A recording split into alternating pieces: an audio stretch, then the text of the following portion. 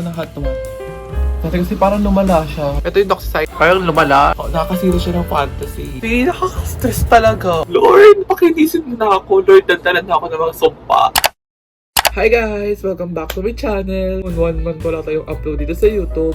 Magiging active na talaga tayo dito ngayong March. Kahit na patapos na itong March na to is may mga pakilig pa tayo. Huwanda lang guys. 50-50 pa ako ngayon upload tong vlog na to dahil a lot of people nowadays are so mean talaga. Pero dead mo lang naman din tayo dyan. And also this vlog is exclusive lang siya dito sa YouTube channel ko. Hindi siya mapapanood sa ibang platform because na-hugger din talaga ako last year. I'm going to share you guys how I cleared my acne, may pimple. Yung vlog na to is from September to December. Kasi ayun talaga yung doon ako nag-break out. Like, baby, super stress talaga ako kasi dumami siya. Like, pinakita ko naman doon yung mga process, ano yung tinake kong gamot, ano yung skincare na ginagamit ko, yung pagpunta ko ni every week, and pupunta ko din ng follow-up check-up every month. So, para din to sa mga taong nahihirapan ngayon about their skin.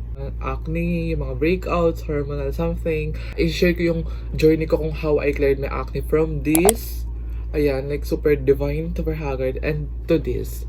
Ito na yung latest na face natin ngayong March 21, 2026. I hope you guys learn something after nyo ma-watch tong vlog na to. And please be kind to me, ha? So, papunta na ako kayo. Hi everyone! Morning ya all! It is the next day. Hindi ako nakapag-update yesterday because, you know, sobrang pagod. Sobrang dami lang nangyari kasi umulan pa, diba? Bumila ako ng oats, which is gagamitin natin today for our breakfast. Bumila rin ako ng chia seed because I wanted to try sa oats. Kasi maganda daw. Dapat gagawin ko siyang overnight oats para masarap siya, diba? Alam ko, ginagawa ko siya before. Pero, dinamad na ako. Meron tayo ditong banana milk. Bumili ako ng skincare kahapon. Sorry for the lightning kasi tatamad ako kunin yung ring light ko. It's currently 10 a.m. Medyo tinanghali tayo ng gising. Galing ako ng doktor kahapon. Kala kasi tuturukan ako ng inject ako for my pimple para mas mabilis mag-dry. Pero hindi daw yung applicable sa face ko right now because parang ano siya, tawag dito. Hindi ko masyadong naiintindihan or like parang maalala ko yung sinabi dun about sa face ko na hindi daw siya pwedeng turukan kasi ano pa? Tapos parang nasa loob ata yung keme niya. Baka daw next na balik ko sa follow-up check-up ko, natitignan kung pwede na siyang turukan. Milk. Pinag-take ako ng doxycycline ng doc ko. Super lalagyan rin daw kasi talaga. Pinescribe ako ng pamahid, bumili lang din ako. After 2 weeks, babalik ako. I'm going to update you guys. Talaga natin siya ng chia seed. Naglagay na ako ng hot water. So, sobrang healthy daw na ito. Meron siya all natural. Protein, fiber. Oh. Feeling ko mas masarap to pag overnight. By the way, I'm watching Ate Chini's vlog. I love their vlog. The Sisters vlog. Sobrang gaganda namang vlog nila. Sobrang addict ako sa kanila lately. Ayan o, di ba? I love them so much. Lately lang ako nahiligan mag-watch. Kasi usually nanonood ako ng paminsan-minsan lang naman kay Ate Kim. Ate mo siya. Kapatid kayo. Sobrang kaganda ng mga vlog nila. Super healing, aesthetic. Yeah, let's taste it. Sarap. Perfect. Kahit wala na sugar. Sarap. Wala naman pala lasa yung chia seed niya. Parang makain ka lang na normal. Ganun. So, ubusin ko itong breakfast na to while watching Ate Chini Deep Vlog. Update. Paubos na ako. So, let's take this doxycycline. Actually, naganto na rin ako before. Unang-una akong puntan derma kasi sobrang lala ng face ko that time. Nag-take din ako nito at I think 1 month din yun. And then after nun, hindi pa siya nag-heal. Nag-switch ako sa isang gamot din yun na tinitake oral. Pero mas matapang yun na version.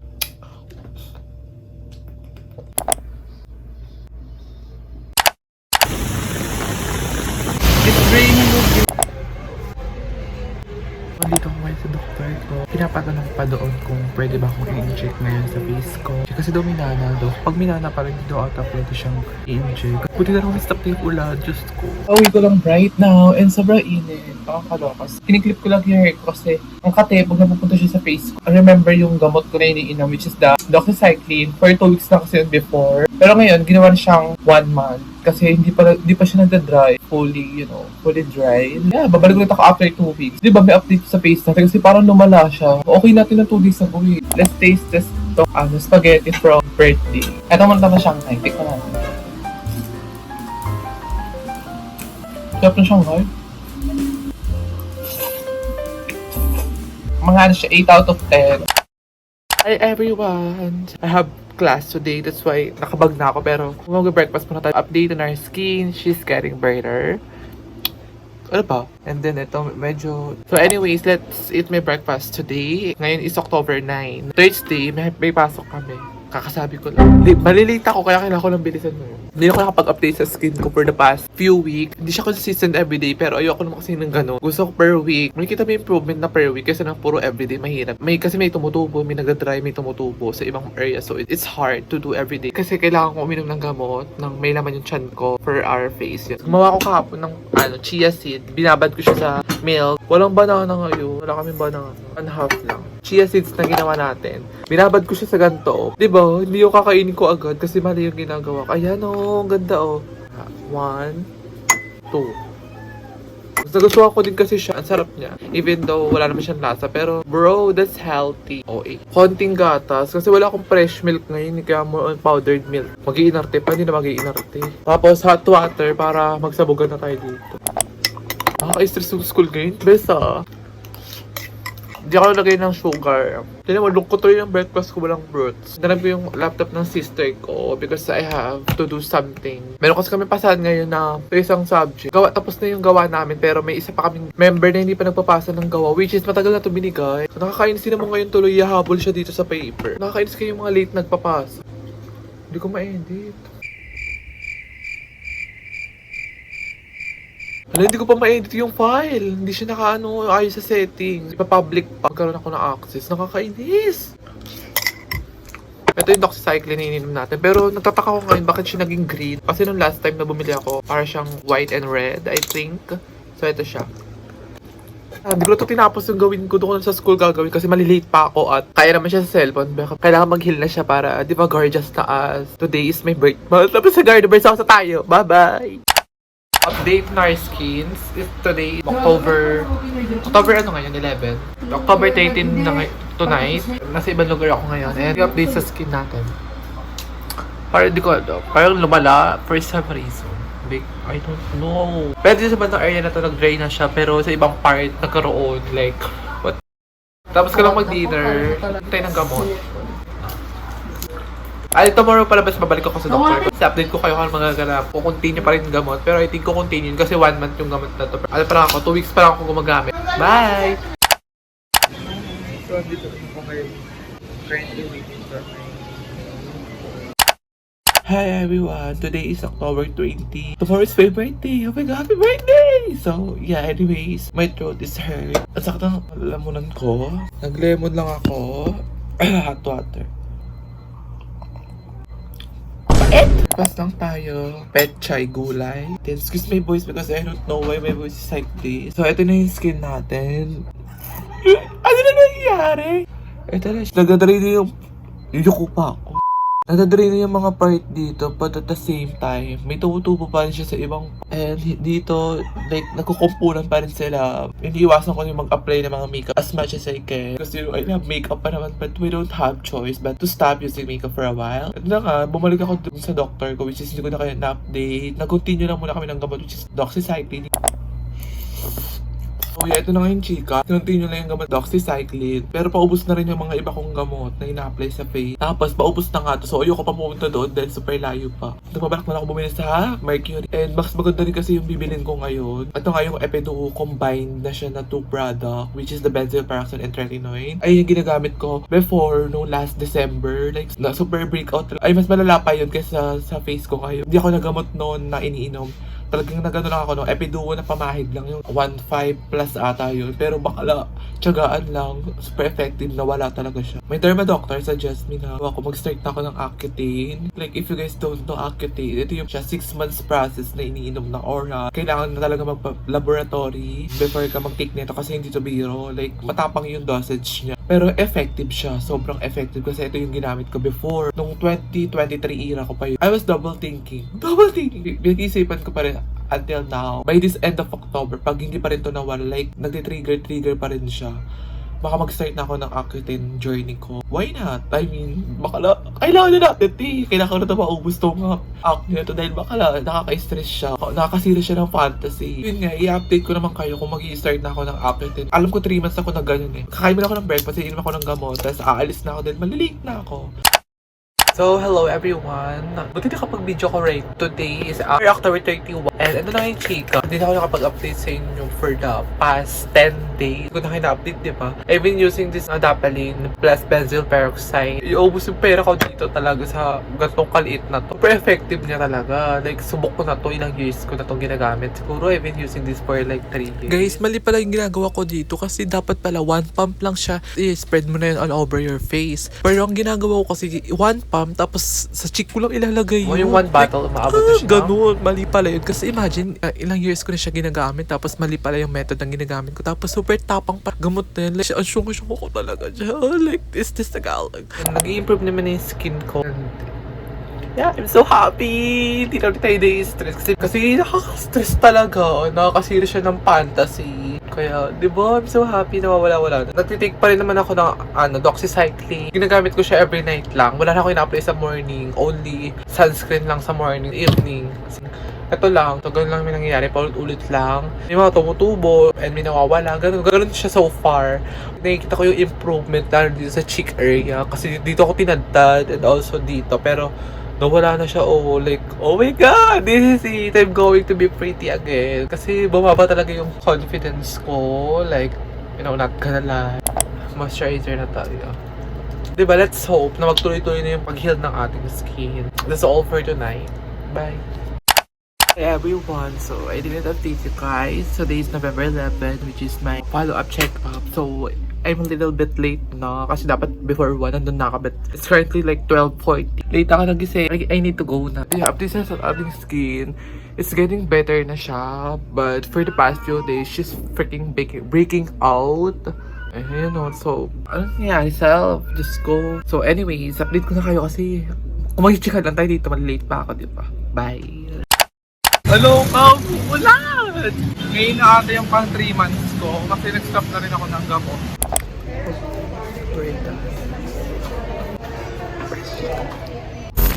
Hello everyone! Napush ko naman kayo. Anyways, kakagaling ko lang ngayon sa derma. So hello everyone, it is the next day. Since nag-stop na ako ng antibiotic which is the doxycycline, sinadjust niya mag-clindamycin toner na lang muna ako for now. Parang ito lang muna yung isa sa mga magiging katulong niya. Di ba ako nakapag-search or di ko natanong kung ano yung benefits na yun, ano yung purpose niya. Pero later, mag-research ako. Ayun na, toner. So, konti lang. Ang cute lang nila kasi kahapon na pumunta ako doon. Meron sila, may pagpamaskong handog sila. Kumbaga, pipe-present mo lang dun sa kanila yung reseta mo. If yung gamot na nandun sa reseta mo is nandun sa pamaskong handog mo, libre yung gamot na yun. Diba? Sayang, wala yung gamot na etong toner. Meron silang clindamycin doon, pero cream yun. Toner yung need ko, kaya sayang, di ako nakalibre. Pero binigyan nila ako ng gentle soap, pero di ko para tatry. Diba? Buti na lang talaga. Bilis yung face ko. So, para ito yung early gift sa akin. Sabi ko talaga nung kay Doc, pinabat talaga ako nung kalak. Hindi na ako pa-fresh, ganito, ganyan. Pinaka-last choice kasi nila sa akin. Mag-take talaga ako ng isotret. Ay, ayoko talaga yun dahil super tapang talaga noon. And marami rin kasi yung side effect. Sabi ni Doc, umiwasan na talaga ako sa mga dairy, which is kakakain ko lang kahapon ng butter with bread. Talaga araw-araw pag ako ng sunscreen kasi nakakaputi siya actually. Napansin ko sa face ko. Ang fresh ng face ko kahit naka-sunscreen lang ako. Lalo pag papasok ko sa mga work, sa school, ano lang ako, sunscreen lang lagi nilalagay ko. Tapos, papatungan ko na yun ng makeup. Tapos, powder lang, na pulpo, Vaseline. Ito yung ginagamit ko na lip balm. Like, di naman super ubos na. And mauubos na lang to. Ano ba sasabihin? Sasabihin ka? This kind, ano ba itong buhok ba ito? Buhok ba ito? Nagkala, ubos na yun. Mahaba-habang proseso to kasi hindi naman ito agad kikinis ka, hindi naman agad ito gaganda ka. Super dami ko na maglagay ng sunscreen. Nakaraan din kasi twice ako maglagay ng sunscreen at re-reapply ako kasi napapawisan talaga ako nung mag-reapply ako ng sunscreen para mas maprotektahan talaga yung skin ko dahil nga, di ba nakaraan may iniinom akong gamot. Double sensitive siya kasi nga. Close up, ito na yung tsura natin. Wait lang yung mga ano po. Mga marks pa naman ako. Ang kaganda din kasi sa sunscreen ko, meron siyang niacinamide, which is nakakatulong siya sa mga red marks. And syempre, di ba, sabihan natin ng dasal, bakla, like, Lord, pakilisin mo na ako, Lord, dandalan na ako ng mga sumpa. Yun, ganun yung moment na kailangan may lagyan mo siya ng pray. Worth yung 3 months na pag-inom ko ng gamot na doxycycline. Girl, kikinis tayo lahat, okay? Nakapag-derma doctor na kayo. Bye! Samahan niyo ako today sa doctor ko right na because this is my final balik sa doctor. Sa vlog lang na to pero monthly pa rin ako babalik. Kailangan ma-maintain natin yung gantong face card na parang madedecline na anytime. Let's go! Wala, ayoko na maraming chika, baby. Like, kale!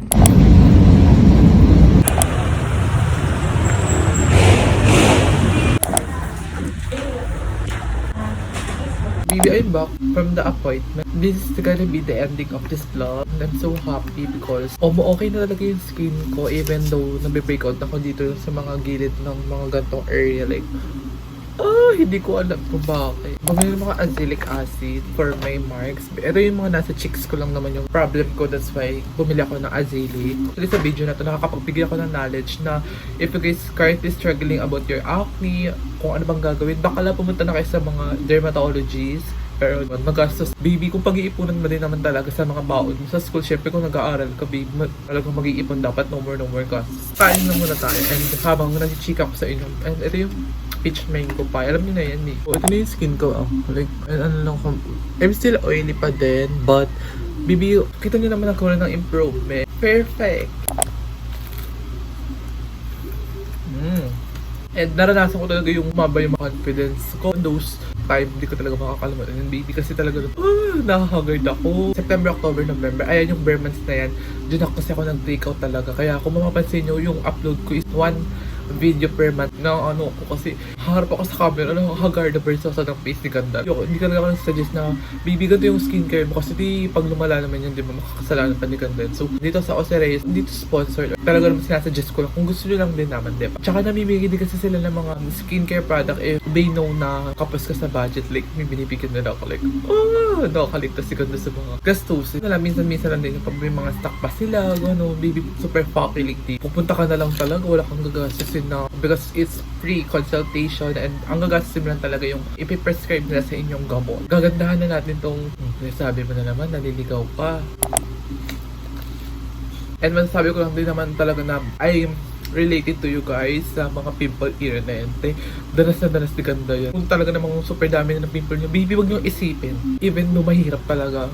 Just live in the moment. Diba? Hindi naman madedefine yung kagandahan mo bisa physical mo, diba? Yung pinanascribe nila sa akin. Kasi hindi nyo naman sila mabibili if ever. I-suggest ko sa inyo dahil yung ibang product din kasi na ginagamit ko sa skin ko is doon ko binibili mismo sa hospital. Maganda ka, pogi ka, kahit na may people. Isa-suggest din naman kasi sa inyo ng mga doctor kung ano yung mga dapat nyong iwasan, ano yung dapat nyong gawin. I hope you guys gain knowledge to me in this vlog about your skin. If you guys have skin problem right now, baby, pumunta na kagad kayo sa dermatologist, baby, para gorgeous na, fresh na, pakailig ngayon 2026. Thanks for watching. Go, ganda tayo. Bye-bye!